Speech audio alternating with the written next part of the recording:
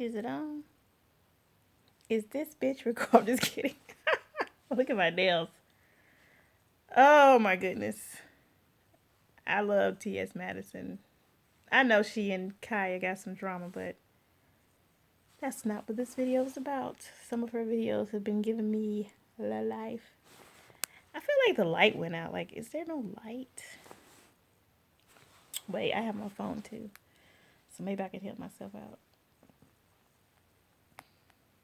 Hmm. Anyway, I'm very glad that I was able to be silly in that moment and laugh because the past few days have been devastating, exhausting. I feel like a zombie, have no energy. I feel crazy. Like, I don't know. I can't even explain it. Just, I feel insane. I feel like, see if this will work. Okay. Wow, that's too much light. I finally took a shower today. I'm not even ashamed to say that. Wait, it's just too much direct light. I'm not ashamed to say that, yeah, I had a couple of days with no shower. I just couldn't. It's too much light. I'm not trying to show off my face. All right. So, yeah, it hasn't been a month yet. What's today? Today's March the 6th. Anyway, I picked up some Zoloft today because everybody's freaking out. I'm like, you need to maybe try the Zoloft. It's like everybody wants me to go back to functioning and being normal already, and I feel like can't do I at least get a couple of months to be crazy?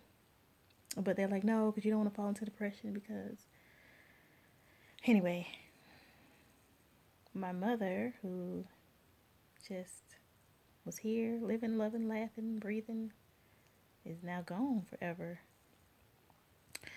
And I've known she's been a part of my life, my world, my whole life, obviously. So now, that huge part of who I am, who I look at, who I gauge, who I talk to every day, just routine stuff like me coming home from work, I'm becoming the same way I always come to my apartment. And this certain light, this traffic light, it just holds way too long. But usually when there, I'm kind of bored. Like, oh, let me call my mom. Because I don't want to forget to call her. Sometimes I'm doing stuff. I'm just like, oh, so busy.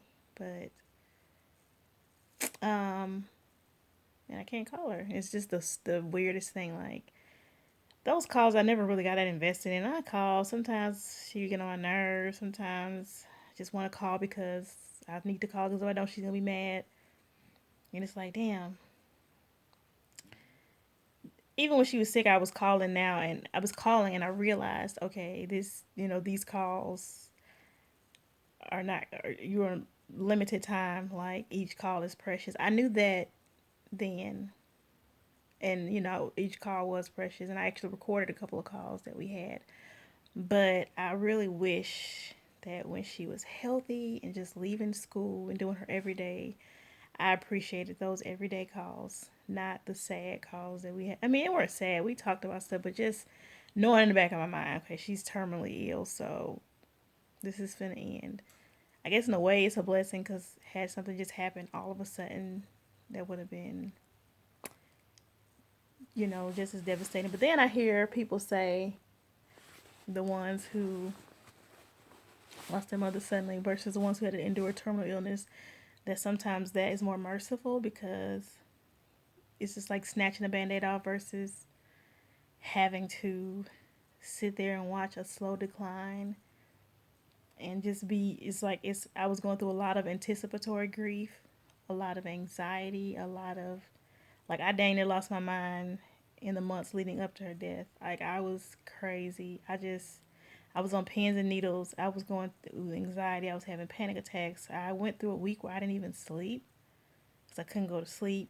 I had to be evaluated by a psych hospital. I was just crying all the time. Like I couldn't even enjoy some of the time we had because I was crying so much because it's just like being on a bus headed towards a cliff. And yeah, you get some time to get it together and say goodbye to your people, but Is that worse than just being shot in the head? I don't know. Bad examples. But anyway, what was I talking about? Oh, so I joined this group because I'm in my misery right now, and misery truly does love company because I need miserable company right now. It's hard to talk to my friends on the phone because okay, the funeral's over and they kind of expect you to go on with your life like ASAP because it's a Instagram, Facebook, Snapchat, Twitter world, and after a 7 day news cycle, they on to the next thing, on to the next, and my world has completely stopped. Like there is nothing else. So friends will call, oh, what's going on? How are you doing today? How the fuck do you think I'm doing today? I'm fucking miserable. I feel like I'm dead already. Like I feel horrible. This is I'm doing the same as yesterday. All days are the same. From the time that she died till today, it's the same day. So it's been one long, horrible day. Even though it's probably been 2 weeks. I don't know, 3 weeks. What's today? So anyway, so at least I can commiserate. I hope that's the word with the people in the group because they're still hurting and they're still upset. And we just sharing just horror stories of losing our mom and dad and everybody, aunties or whoever else they lost, just sharing the horror stories and crying and it's been this long and this happened and that happened and you reading other people's stories, you're like, damn, it's crazy. And they reading your stories and they're liking your story and they're any crazy thing you feel. Because, I mean, every once in a while you can post something on Facebook, oh, I'm sad, I miss my mom. But after a while, people going to be like, oh my God, this girl's depressed, like. But on the group, I joined a few of them. But on this group, the one that I finally got accepted in, it's just, I've only been there on there for like maybe an hour. But already I feel like, okay, this is an outlet. So, of course, I have my appointment to my counselor Saturday. Yeah, Saturday. I have the Zoloft, but I just really don't want to take it. It's not because I probably need it, but I don't want to need it. And I just not really good with medicine.